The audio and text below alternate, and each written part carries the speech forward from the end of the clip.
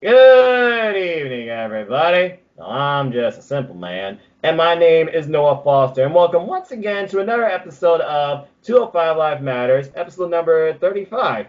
This week, 205 Live emanated from the world's most famous arena, unless you're talking about the Tokyo Dome as well, Madison Square Garden, from New York, New York. The first time ever in over a decade that anything WWE has been in this building, live broadcast television-wise. I know they've done house shows there too. So before we get into this week's episode and more, of course, let me introduce you to my co-host. He's a family man. He's a respectable man. He's an honorable man. He's not the man. That's Becky Lynch. But he is one of my best friends and has a good heart and respects Cruiserweight Wrestling. It's, of course, the holiday, Christopher Mace. Chris, how are you? Oh, it's going good. Long work week, so it's always good to relax and talk about some wrestling. Amen to that, brother. Tell me about it. Working 7:30 a.m. to freaking 7:30 p.m. at night in an office, as comfortable as it may be, is boring sometimes. Computers and paper. But I digress. This isn't about my life. This is about cruiserweights. So yeah, let's go ahead and get into that. So again, this was the Go Home episode, and the last Go Home Madison Square Garden based WWE show this week, as we head towards Clash of Champions. Oy vey.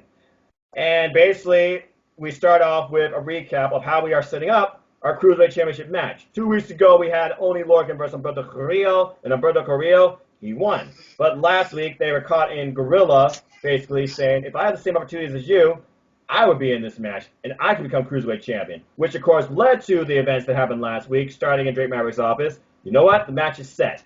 And they had a great back-and-forth physical bout, and in the end, Lince Dorado caught him with a roll-up, extended the leg, and Lince Dorado is now in this match, much to the chagrin of Drew Gulak, which brought back the alliance out of nowhere of Drew Gulak and Tony Nese. Mm-hmm. See that coming.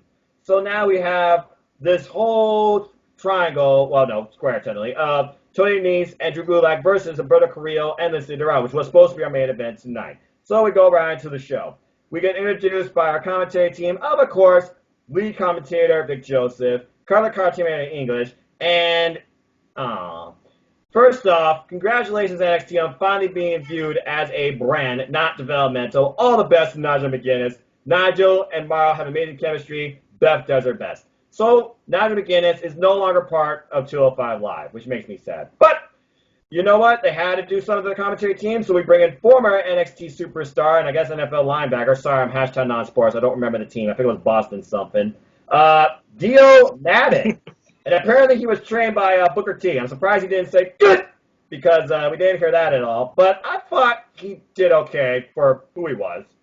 So we get right into our opening match, which was Kira Tozawa and D. Brian Kendrick versus Jack Gallagher, who's been out due to injury for a while. But he apologized, says he's back, and says, thank you. You're giving me the time to find my tap product, so we didn't know who it was going to be. And he says, but you might live to regret that. Because I was like, okay, who could this possibly be? Could it be someone from NXT UK? Is this a surprise debut? Is this a long-time face coming back? Who is friends with Jack Gallagher? Who could be a surprise? Now, as you all know, again, 12-hour shifts means I get like 5 hours of sleep and a half if I'm lucky. So I go straight to bed for SmackDown Live. I watch 205 Live on the bus on Wednesdays, and on Wednesday nights when I come home to analyze it.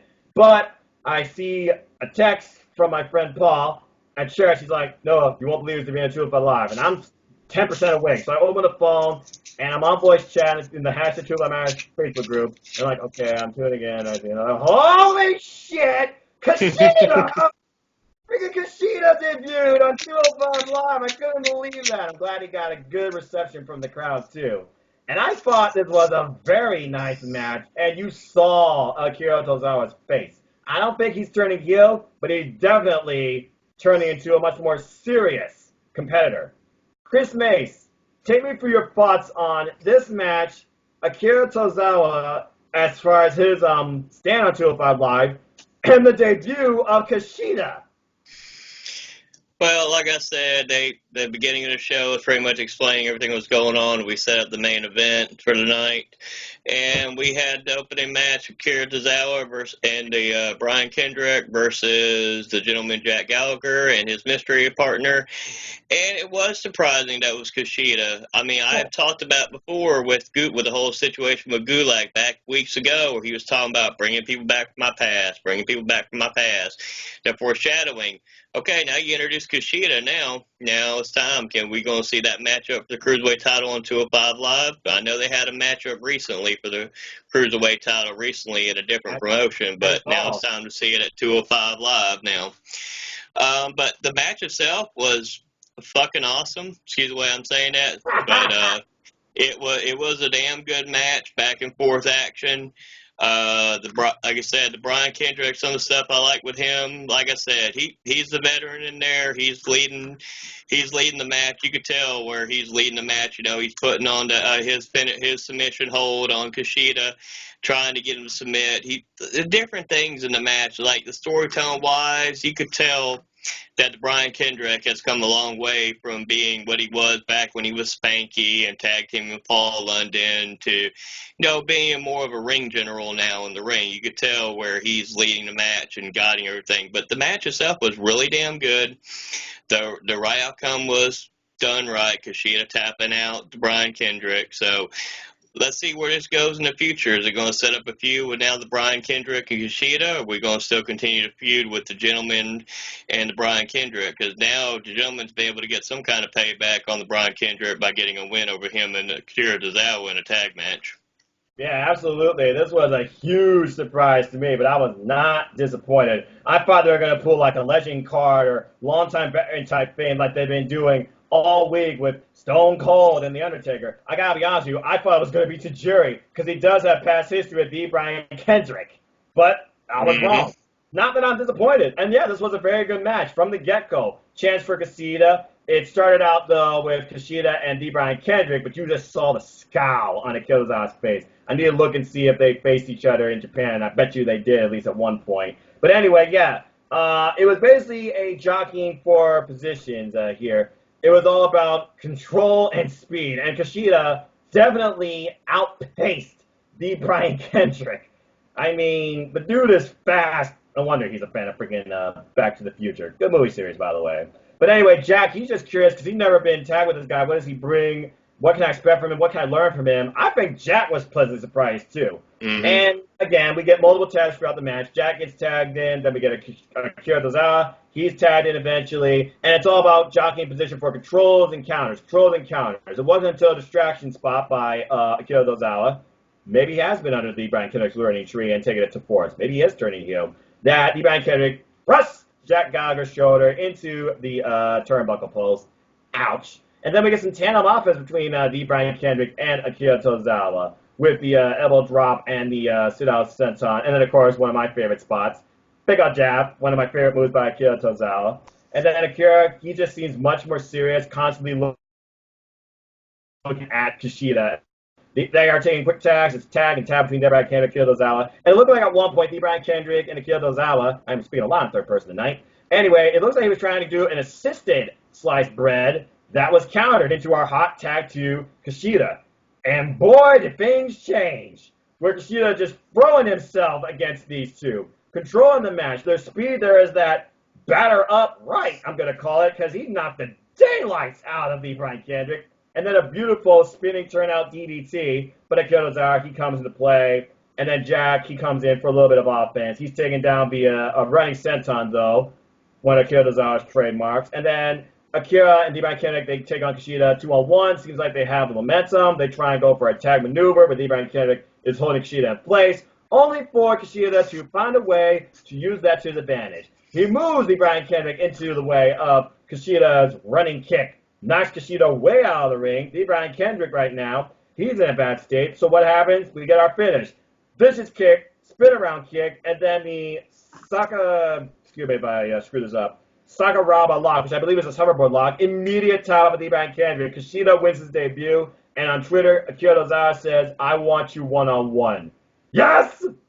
That was an awesome opener and a great debut. And as far as the outlook, I think it's safe to say Akira Tozawa, he might be turning heel. He might be taking a darker, more aggressive approach. A little bit manipulative as well. Shades of the Brian Kendrick. And we'll see where this goes. There's no doubt in my mind we're going to get Kushida versus Akira Tozawa one-on-one. The question is where? 205 Live or NXT? folks, there are a lot of changes coming to not only No DQ's content, but NXT and 205 Live. We will be having further civil stances on that after Clash of Champions, because we already know what's to come this weekend.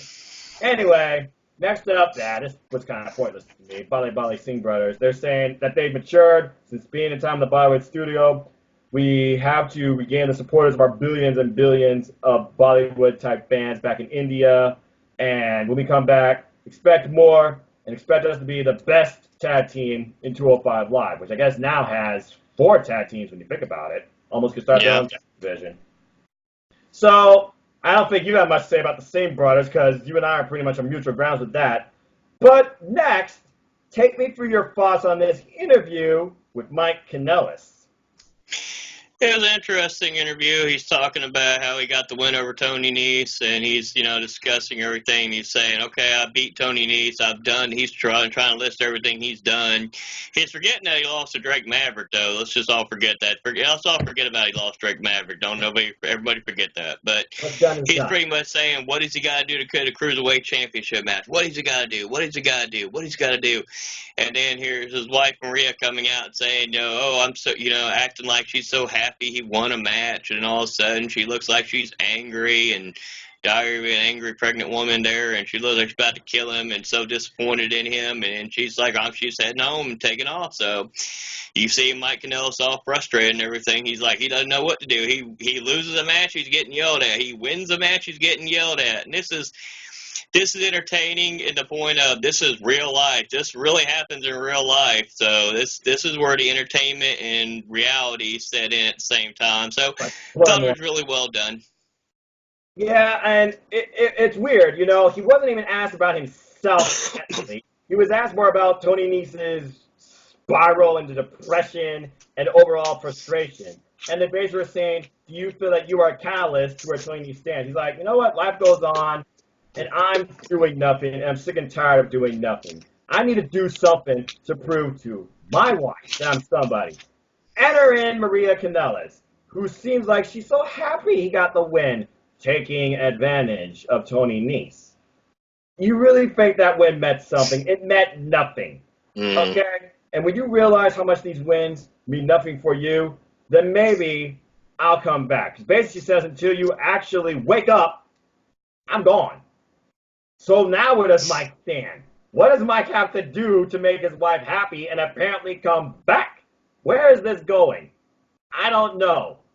I don't know even to look at Mike now as a face or a heel. You gotta feel sympathetic to the guy now. His wife virtually left him, so I don't know. This is gonna be weird to say the least. And as far as you're right, yeah, he lost Drake Maverick. I guess what's in the past is in the past. I truly don't think Maria, as far as this storytelling goes, will truly respect her husband until he becomes Cruiserweight Champion or pins the Cruiserweight Champ, whoever it might be during that time. Only time will tell. I thought it was weird. All right. So moving on from there, we go into our main event of Humberto Carrillo and Lince Dorado versus Drew Gulak and Tony Nese. Or so we thought. Because two were going out. Out comes Gulak and Nese with a pre-match attack. They take control, but Dorado, and I almost made the same mistake as you. Dorado and Carrillo, they're fighting until, what? Arya Daivari? Why is he here? And it's a 3-on-2 assault until who comes up to basically even the odds? Grand Metalik. And right on the spot, Humberto Carrillo, he challenges these 3 men to a 3-on-3 tag match. Holla, holla, holla, players. Yep. Okay, I gotta admit, first off, I didn't see that coming. Secondly, I think that's overkill. That's just my opinion. Before I talk about this match, and not only the in-ring psychology, but the manipulation of the crowd and how it impacted the direction of this match, in my opinion, because I'll be honest, I did not think this match was really that great. It had its moments, but a lot of it was.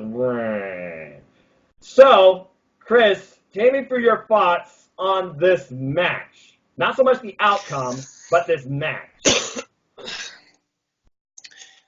I like the very beginning when they're doing the entrances, they're coming out, and You're establishing Tony Nese as now heel, teaming with Gulak again, how they're attacking him from behind. I like that. If they would have just did that, let them get attacked, start beating them down, get referees out there, oh, we got to separate it, come on, guys, get them separated, and then start the match where Gulak and Nese had the advantage in the early going, that would have been fine with me.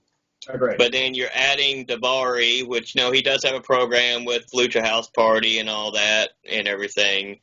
But it's like, okay, all right, I see that. Then Grand Metalik coming out. Of course, that's his Lucha House Party brother there. He's got to go out there and help him. And so, but it's like, let's make a 6-man tag. I was ready for Teddy Long to go out there and go 6-man tag. Holla, holla, holla, player. I was waiting for all that to happen now because they're going back to 6-man tag theory again. Miss Teddy Long. I miss Teddy Long too, but this was not the best match. And I'm very high praise on the Cruiserweights, and everybody knows me. I'm high praise on 205 Live and the Cruiserweight action and wrestling. I was not very impressed with this match, really. There was points in the match where it's like, okay, all right, okay, let's get to, all right, oh Lord. And you're just going, okay, what's going on here? Until I got to the ending. And like I said, all right, you've now proven that Dorado can pin the champion, Gulak. Okay, that's great. So now you're telling me now he's able to pin him, so that's telling me going into Clash of Champions that, like I said, everybody's seen our predictions by now, that Gulak's going to retain the Cruiserweight champion, and Dorado's pretty much in the match only to take the fall and protect Humberto. Pretty much. That's pretty much all. Because they booked him in a corner when Humberto beat Lorcan.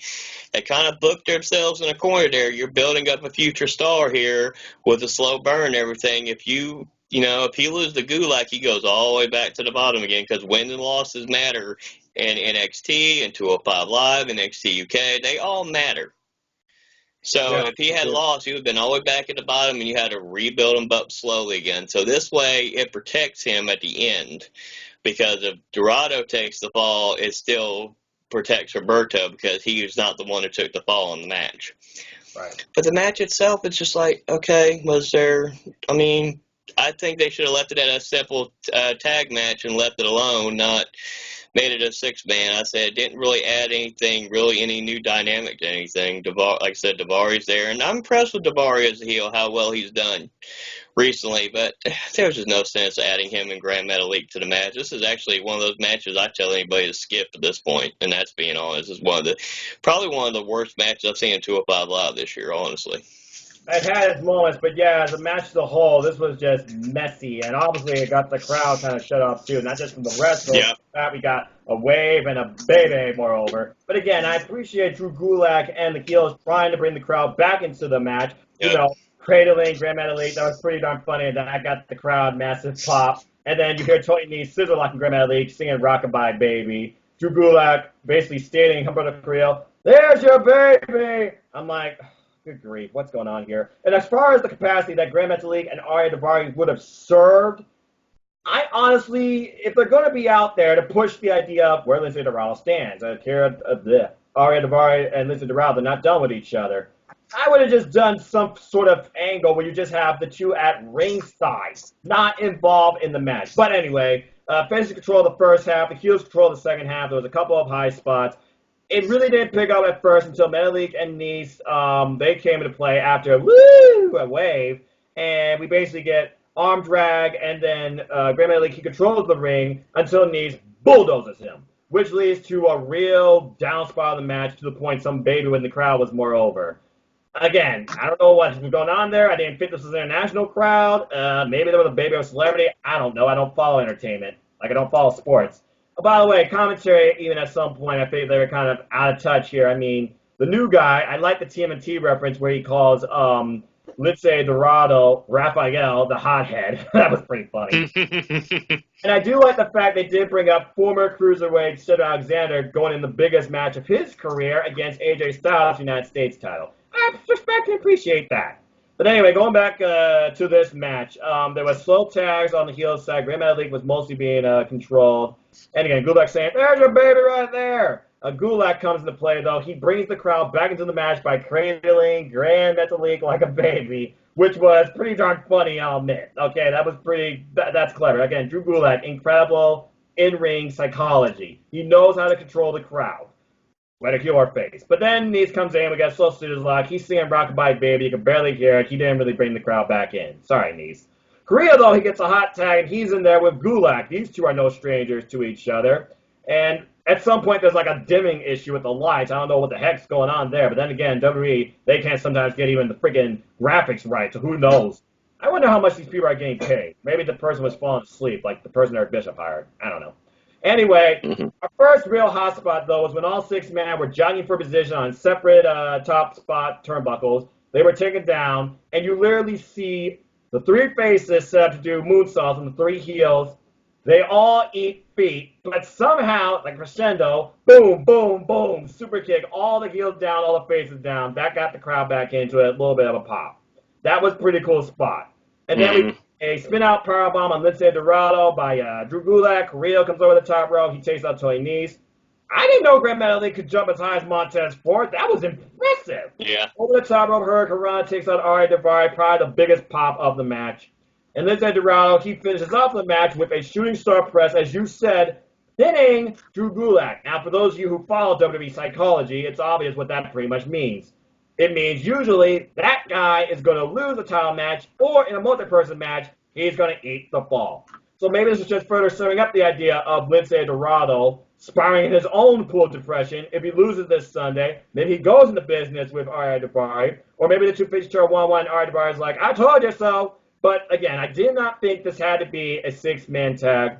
This match was not everything I thought it was going to be. I figured the 2-on-2 would be much better, because you just have that one-on-one heat and one-upsmanship of, oh, I can outdo you, between Lince Dorado and Grand Metalik.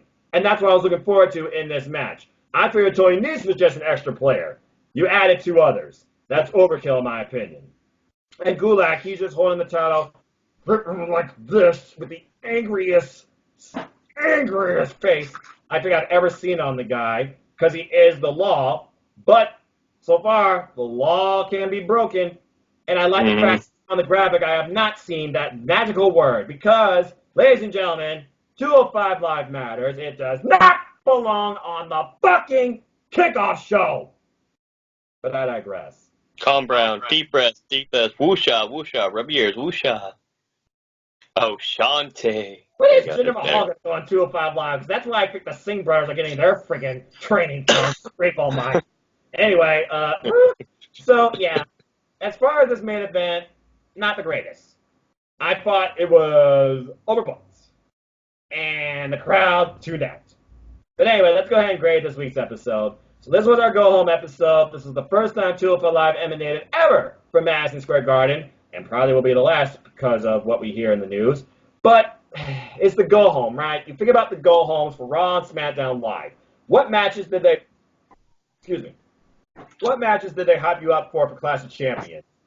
I can't believe I'm saying this, but the match with the most hype and built into it that feels new but out of place is Roman and Rowan. I can't believe I just said that. Everything else is like me.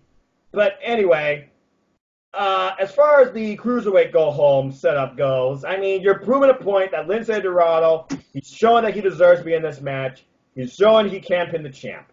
But you're also foretelling what might really happen based on WWE psychology and booking logic. But then you add all these extra elements who I feel like would have been better as an epilogue to this, and you just did it tonight. Overkill.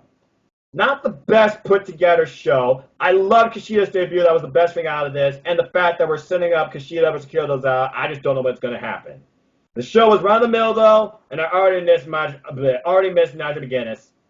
I'm going to be generous, though, and give it 3 out of 5. But honestly, I probably should just give it 2 3/4 because, again, the main event to me was just, I don't know.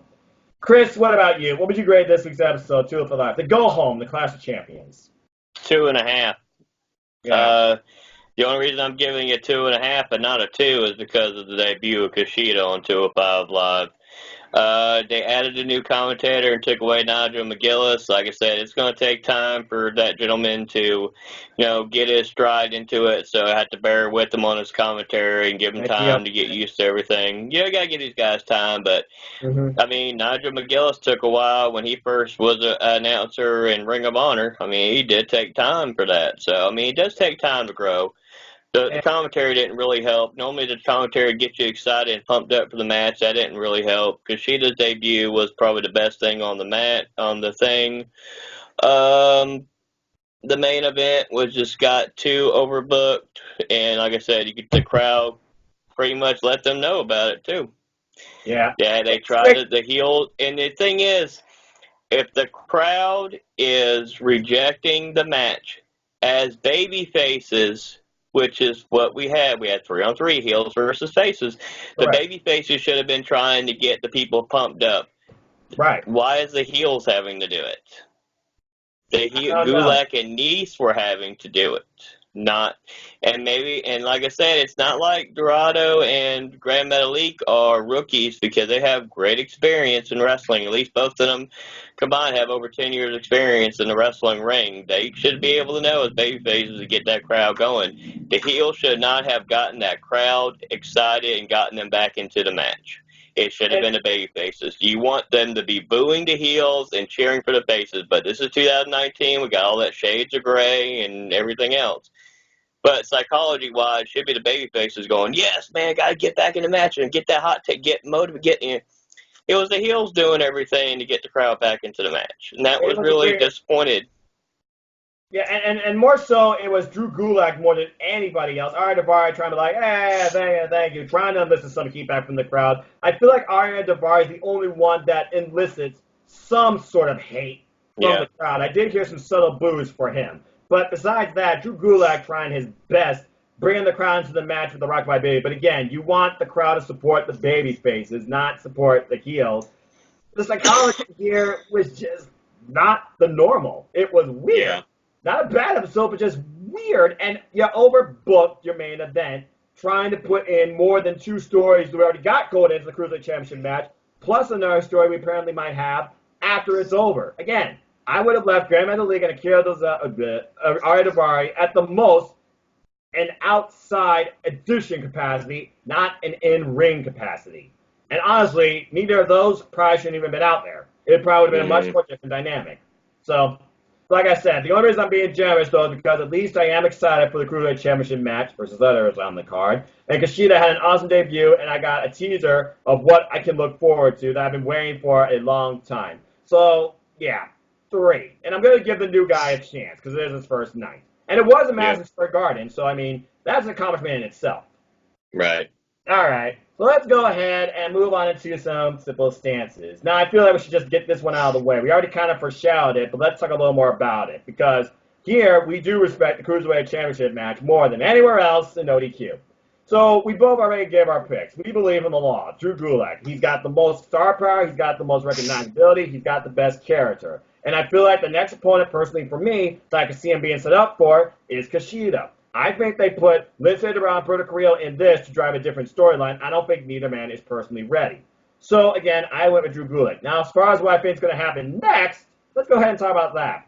What I think is going to happen next is we're going to have this angle with Arya Daivari being like, I told you so. I told you if you didn't tag with those people in Lucha House Party, you probably would have been Cruiserweight champion. They're bringing you down. But no, you have to rely on your brothers. You have to be like them. You have to throw out candy. You have to bring out the piñatas.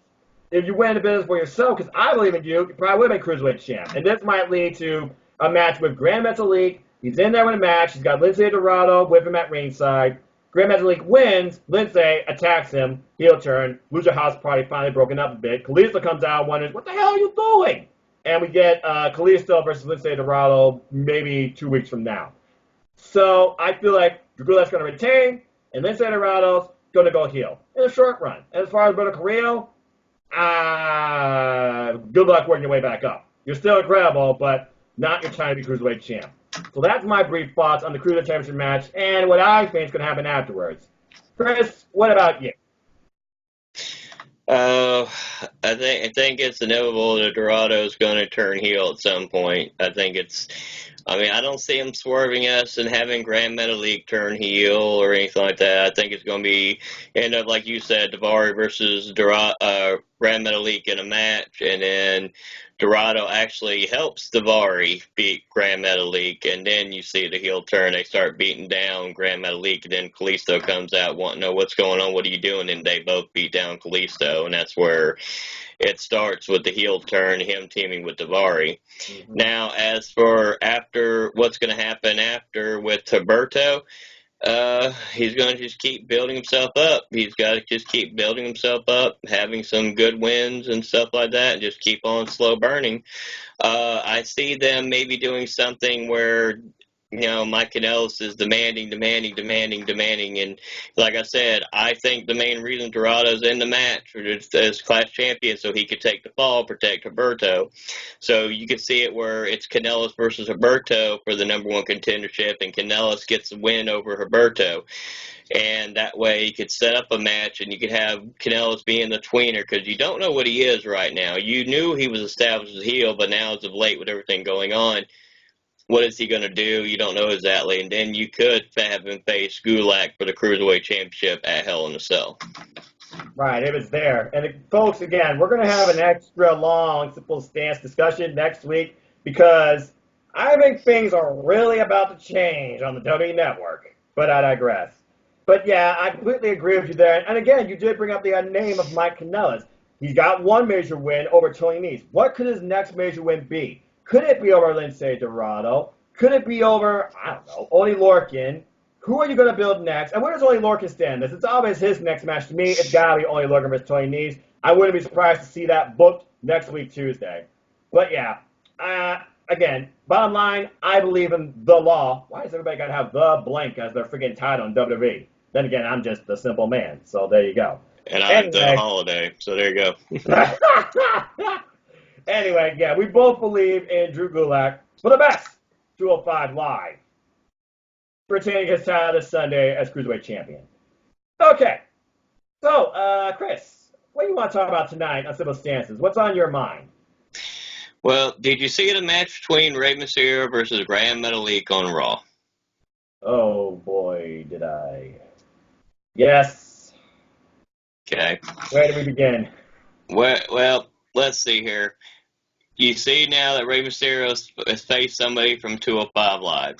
Do we see it now where Rey Mysterio is going to start facing other members from 205 Live, where he has a matchup with Kalisto, he has a matchup with Dorado, he starts having, as Raw goes by each and every week, he starts going back to his cruiserweight roots and starts having matches with the guys from 205 Live, maybe a match with the gentleman Jack Gallagher on Raw, or, you know, anybody from there. You got a bunch of opportunities here. You've had this match here, and it is what it is. It's not the Rey Mysterio that was from WCW. It's not the Grand Metalik that was. I watched actually recently just watched some of his matches before he went to 205 Live, and man, what the heck? He could do so much more. This is WWE. You gotta remember, we gotta water it down. He could do so much more, and then learning that he had 4 championships at one time. Yep. That was interesting. And on that match, I'll give Corey Graves credit because his commentary there, when he said that, I had to go research that because I did not know he had 4 belts at one time. I thought that was very interesting. Sometimes Corey Graves can actually give you some realistic information and not just stupid babbling. Yeah. So, what are your thoughts on Rey Mysterio actually starting each week on Raw, trying to build himself back up, actually going back to his roots and actually having more matches with gentlemen from 205 Live? I would think it'd be a good idea because then you could establish these stars of 205 Live on Raw, have an incredible match with Rey Mysterio, because Rey Mysterio can still go. When he wants to go, he can still go and perform with the best. Like I said, they had their moments in that match. There were some good moments, some bad moments. Wasn't the best match in the world by far. But like I said, it was, for the most part, a good showcase for Grand Metalik to have his opportunity and have a big match with Rey Mysterio. I was honestly hoping for more out of that match, but you got to remember what else it came off of, too. That forward with the women, that got the crowd. That was the hottest thing for the crowd the whole night, and they just tuned out. And I honestly could see them continuing this route with Rey Mysterio with Lucha House Party start off with maybe Humberto Carrillo. I mean, think about it. His last big match was against Andrade Cien Almas. They seem to be focusing on the Lucha Libre Mexican style going up against themselves. So yeah, I figured that after this, he's probably going to face either Kalisto or Lince Dorado. He's probably going to go run through all three members of Lucha House Party, and then maybe a surprise appearance by Humberto Carrillo. Highly doubt they'll put him against Angel Garza because he's NXT. But I see him running through all those superstars first, personally. So yeah, I agree. That's going to be basically his revival, no pun intended, or reignition of his so-called revitalization of, I can still do it. I can still support my family. I can still keep up in the ring. And I honestly don't think they're going to do him versus his son as his retirement match. That'd be crazy. I don't even know what Dominic's capable of. I don't think he's even nowhere near ready. Unless they're trying to set up all the way to WrestleMania. Maybe his son in a tag match at WrestleMania. Now that I wouldn't mind, and I could see that dynamic happening. Because unless you do the ultimate go-home match for two great, incredible cruiserweight competitors of the Lucha Libre style, you know what I'm talking about, I just don't see a major end yet for Rey. If Rey is going to be send him off. Somehow, some way, Rey Mysterio versus Jushin Thunder Liger. The end. Yeah.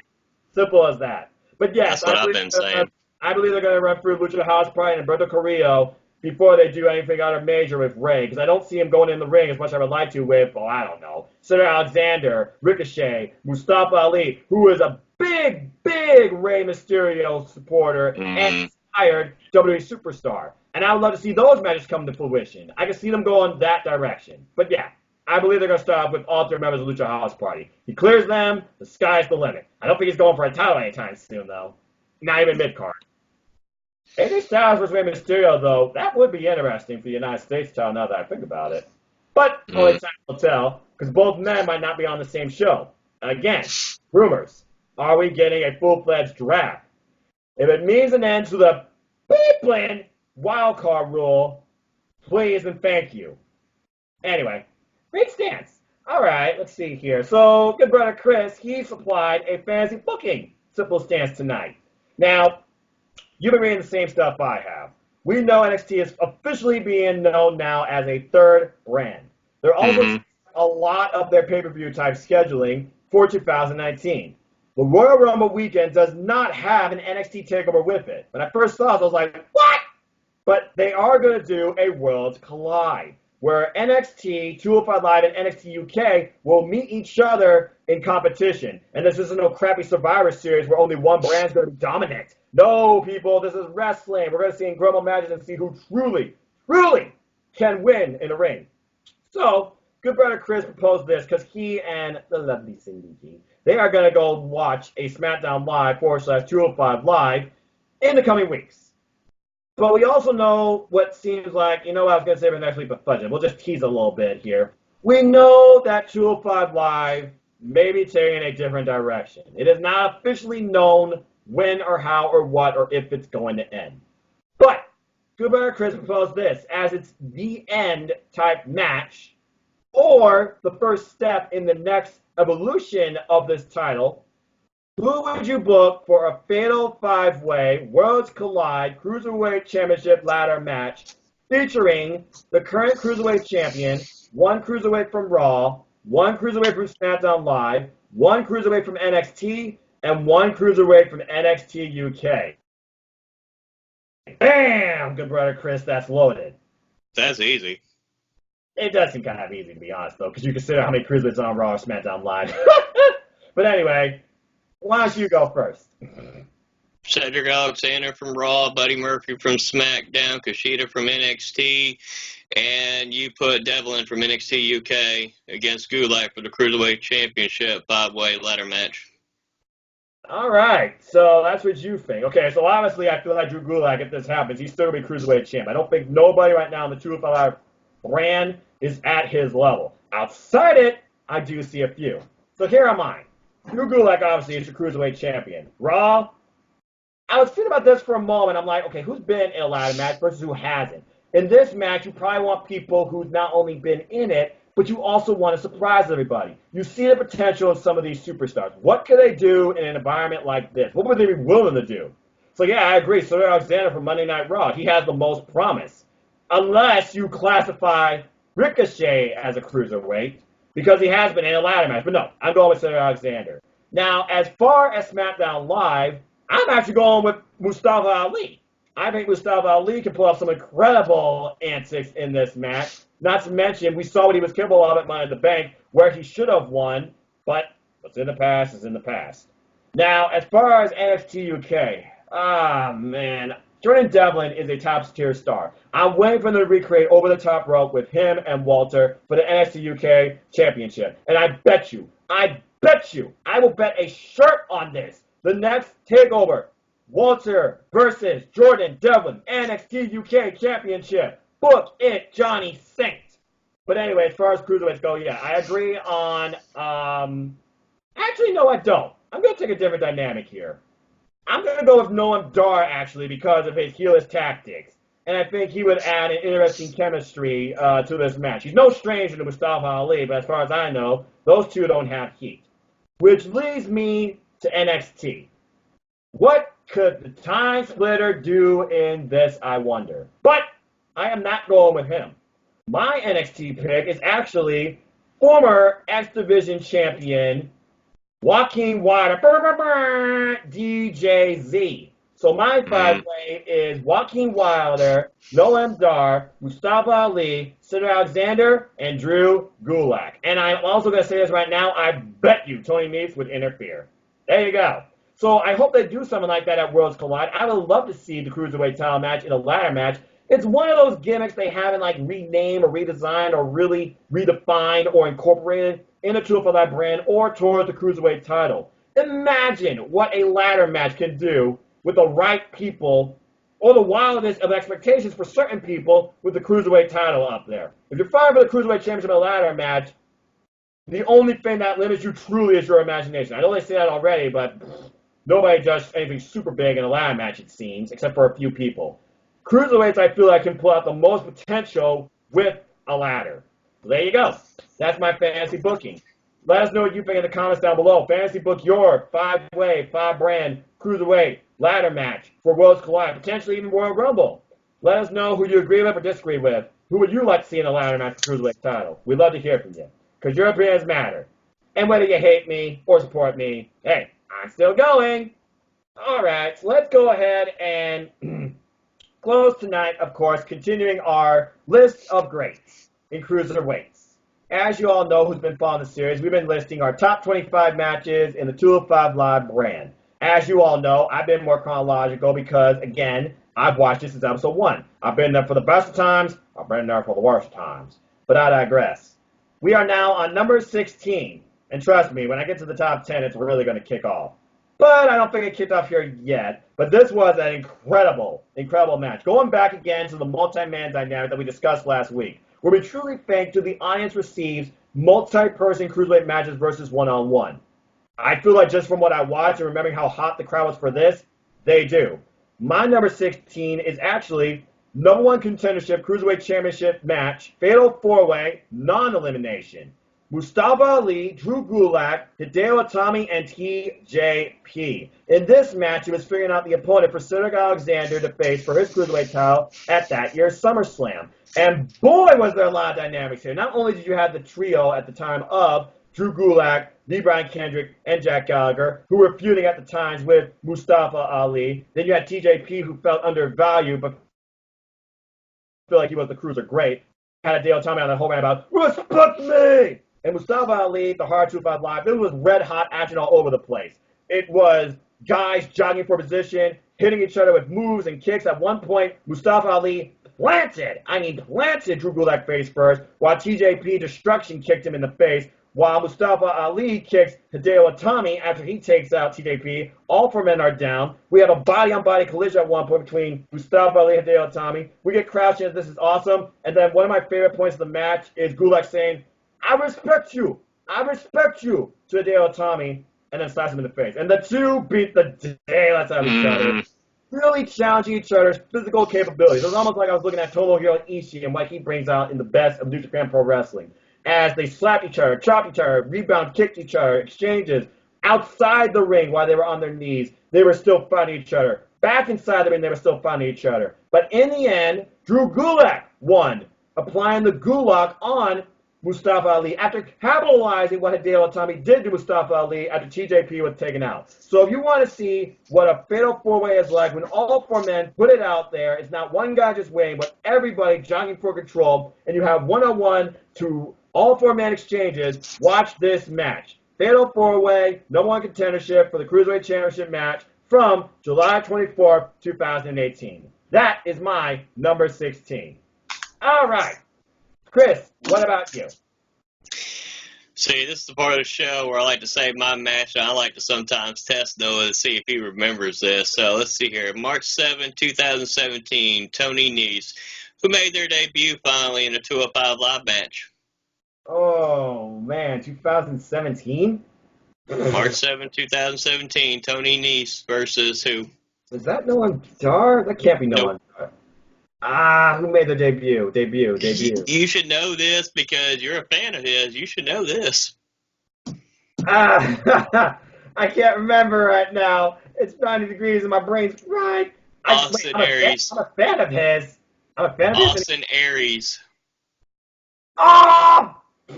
Tony Nese versus Austin Aries, an Austin Aries debut match in 205 Live. Oh, yeah, that's right. March 7, 2017. He left commentary to challenge Neville. Yep. That's right. Yeah, but this was his first. And this is his first match was against Tony Nese. Yeah. You had the time, you know, he just, like I said, he was the former, I think he's still the only two-time Ring of Honor world champion. Mate, you're going to have to correct me on that. I know he's the first. Well, the world champion, you mean the world heavyweight or the TV? The world heavyweight. He was first. I know he's the first two-time world heavyweight champion for Ring of Honor. Yeah, I don't know, actually. I don't know if anybody else has done it as of yet since then. I don't think so. I'm going to have to check the archives on that. Yeah, I don't think so. But you got a former two-time Ring of Honor world champion, a former TNA Impact champ, world champion. The belt collector. Titles all over the world. Came to WWE, went to 205 Live. He got his debut match against Tony Nese. There's a lot of hype around Austin Aries. This match was a great... Huh? At the time, he was the biggest name on the 205 Live roster because everybody knew who Austin Aries was. He put himself over, especially doing Raw commentary. Mm-hmm. Like I said, this was an incredible match to showcase what Austin Aries could do for a major audience and a live audience. Tony Nese was performing at a high level. This was a great match. Like I said, the finish is different because this is not the finish I'm used to. I'm used to Austin Aries hitting that brain buster and winning matches. I'm used to him doing different things. That finish he did where he, I guess it's kind of like a discus close. It's not like, discus I know forearm. it's like a discus. Discus forearm. There you go. I forget. It's a certain name to it, but I know what you're talking about. I can't remember what the name is, but I know what a discus clothesline, but I say it was discus forearm. But interesting finish to the match. I said this is a match you definitely got to check out. That's for sure. Like I said, I think they should have done a lot more with Austin Aries being in 205 Live. They could have done a whole lot more. They really screwed that up. But this was a great match, so it's on my list as number 16 on my list. I should have known that one, too, because that was the year that he won a few weeks later, number one contendership, and that was even one of my matches on my list, number one contendership for the Cruiserweight title against Neville, a.k.a. Pac now, at WrestleMania 33. That was very undervalued and led to both those men's departures. I can only hope that Austin Aries' ego is in the right mindset. I guess he works now in Major League Wrestling, or I think that's what they call it, MLW. And we know what Pac, the bastard now they call himself, is doing. After just beating Kenny Omega, I can't believe that happened, but actually it makes sense to me now, in AEW at All Out. Again, you picked Pac to win. Look, it was his debut. All right, you want to shift gears? Fine. It was his debut. He had to win. There's no way you're going to debut for AEW and lose to Kenny Omega in that capacity. And another thing, you know what? Fudge it. Folks, stay tuned. I'm going to do a simple chat on AEW and an AEW preview on my YouTube channel where I discuss the people at AEW, the way they're looking at wins and losses, and what my thinking is so far of the Elite and their current matches, including that, because I got a lot to say about that, but that's not here. Kenny Omega, folks. Kenny Omega's not Cruiserweight. Not to get me started. Shout out to Cindy G, the leader, in my opinion, of Team NXTUK. And we'll see what we do as far as AEW goes. But you're going to get me started on Kenny Omega. TJ asks, by the way, I politely disagree. Kenny Omega is a better wrestler than Buddy Murphy. You know what? Let me pose the question to all of you. Who do you think is a better wrestler if you know these two? Buddy Murphy or Kenny Omega? Leave a comment down below. But with that, before I go way off topic, that concludes this week's episode of Wow. I'm all frazzled. That concludes this week's episode of 205 Live Matters. Thank you for everybody, of course, for tuning in. We hope you enjoyed these discussions. Let us know your thoughts in the comments down below on anything we discussed and anything you would like us to discuss on an upcoming episode of 205 Live Matters as long as this series goes on. Because again, until I hear the official word of cancellation, 205 Live Matters will continue the way it does. If it changes, I will tell you this series will evolve, as well as what I might bring to No DQ. But anyway, the future is not now. The future is to come. Chris, an extreme pleasure as always, sir. You got me frazzled. This is why I can't win Mr. 2 the challenge. But Fred, Jeff, I'm willing to try anytime. But anyway, I digress. Where can people find you and where you want to plug? So you can find me on Twitter on Christopher Mace. I actually have a YouTube channel since I did my very first video for Clash of Champions predictions. I gave my picks and Good Brothers Chris's picks for the NXT team. Yep. It's the holiday Christopher Mace. You can look it up on YouTube, or you can look up Clash of Champions 2019 predictions. You'll find it in the first 4 or 5 videos. Thank y'all for all the views. I have 83 views on there so far. I'm really shocked and I'm really shocked and honored by that. I was expecting maybe like 10 or 20, you know. Rule of thumb, somebody told me once, if you get 25, you done good. That's the rule I was going with. So, like I said, for 83 before, and it's only Friday night, I was really humbled by that, and I appreciate it, and thank y'all for all the support.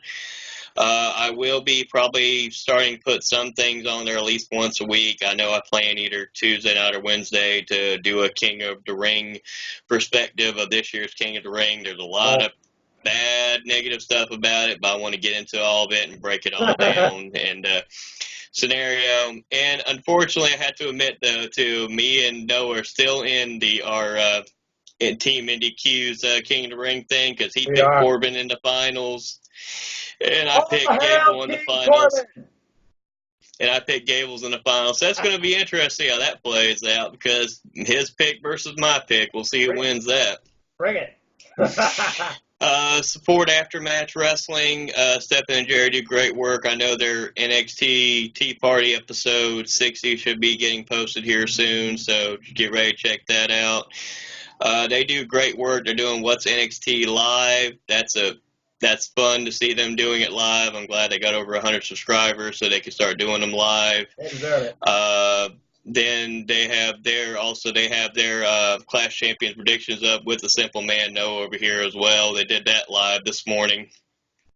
That was interesting to watch the last few minutes of it when I woke up. But hey, I digress, as you say. That rated R. I maintain control for most of it. But like I said, that's also something to check out on NoDQ.com as well. Chopping Block with Colin Andrews. He does great work, as always. Prime Cuts. He's done his version of his predictions for Clash of Champions. He's almost at 90 views now, so I know he's appreciative of that. So just continue to support his channel, watch his shows. He does great work.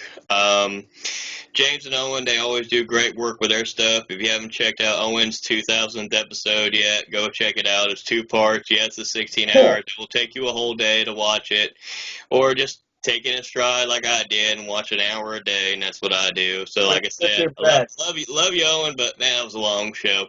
You're crazy, dude. James does great work. And support Cindy G and good brother Chris. Cindy G just has new updates on her channel, her wrestling blog, where she's showing off independent shows and different wrestling shows. She's starting that, so I think that's a really cool concept, what she's done there. Check out her prediction with the ladies in No DQ. That was an interesting show to watch, I'll say the least. Good brother Chris, like I said, can't wait to be working with you again, man. Hope everything's going good. And like I said, it's for the AEW Nation on Facebook. They got over 1,400 subscribers. Or not subscribers, I'm thinking YouTube. Anyways, they got over 1,400 members right now. So, hey, that works with me. Lord, I could promote stuff all night. Last but not least, SportNoDQ.com. Like I said, they're the reason a lot of us are doing these shows now. So, like I said, we watched Aaron for years, watched Greg and Jeff and Virtue and all them, TJS and all them for a long time. They do great work. We all give each other grief about stuff, but everybody has different opinions about everything about wrestling. But guess what? We're all human. We all have different opinions. At the end of the day, we all start as wrestling fans first and foremost. So, I'm going to close with that. As always, a pleasure, sir, and welcome to the YouTube community. Congrats on your first video and many to come. And I look forward to seeing what else you can provide and what I can also provide either for you or with you. But anyway, ladies and gentlemen, the holiday Chris Mace. Follow him. You will not be disappointed. You will be engaged. Simple as that. But with that, if you want to know more about me, know this. I'm just a simple man. And if you haven't figured it out by now, I am a lifelong fan of wrestling. So if you want to follow me and talk anything wrestling, and I mean wrestling, look me up on Twitter. NoDQ.com/Noah takes you to my Twitter page, or at Imposter1916 for those that hate URLs. I know some people have preferences.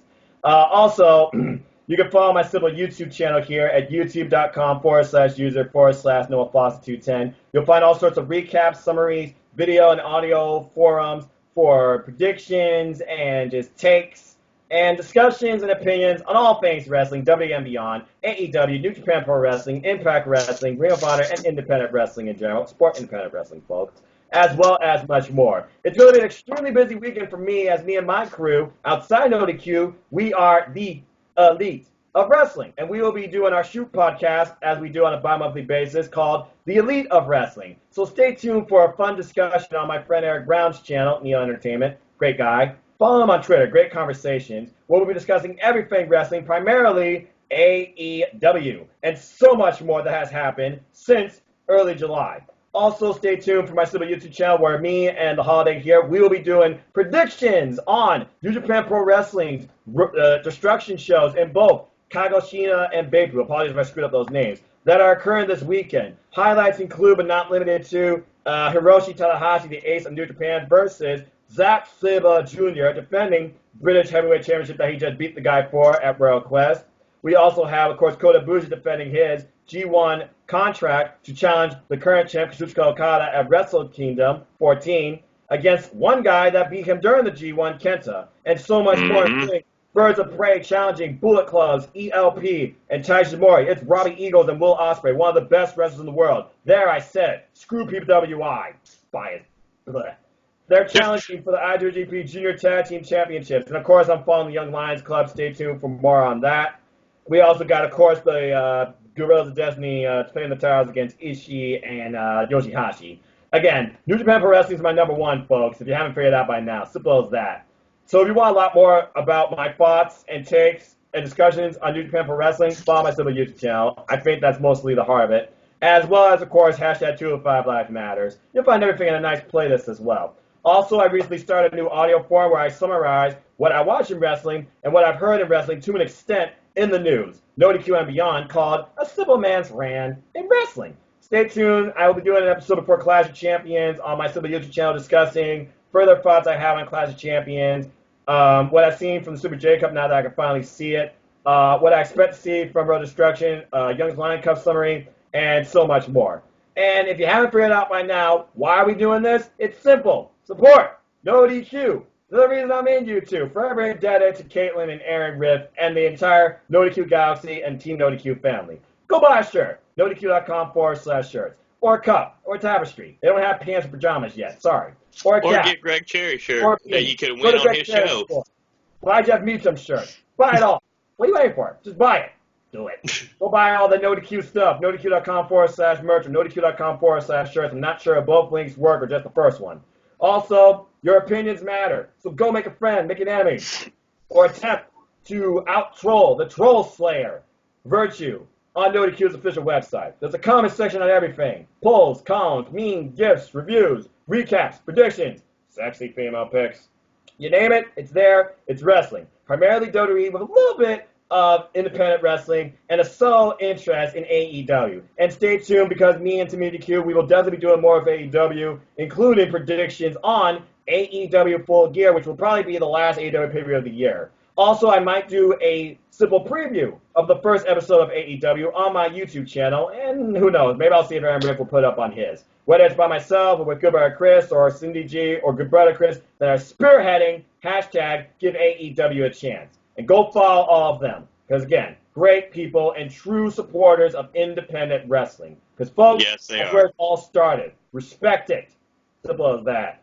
Also, not only does your opinions matter, folks, your predictions matter too. I love interacting with people on predictions, whether here, YouTube, Twitter, you name it. So I have created the NXTUK Galaxy Predictions League, and you all can fill out the form and try to become the first king or queen of the NXTUK Galaxy. Shout out to those that have filled it out so far, including Colin Andrew, The Cleaver. Go follow his channel. The Holiday, Chris Mace, a bunch of other people who are in support of Stefan, Aaron, and Caitlin. So thank you for all who participated. You guys can participate all the way up, since you're not on video, to the kickoff show. So go fill out that form. If you need a link to it, I'll leave it in the description on my YouTube channel, and I'll also put a description of it and a link to it on my predictions video for Team NXTUK with the Rated R board of Steph Jerry and Jerry R. Slaughter. And as always, as I like to close, because I feel like we do plugs more than content, but it is what it is. Support your wrestling outlets for big and small, and let's keep growing this incredible, diverse, unique, one-of-a-kind wrestling community together. Simple as that. For wrestling! So with that, thank you everybody for tuning in as always. Like, share, subscribe, comment, hit that bell to know when the next video is going to go up either on my channel or Aaron Riff's YouTube channel.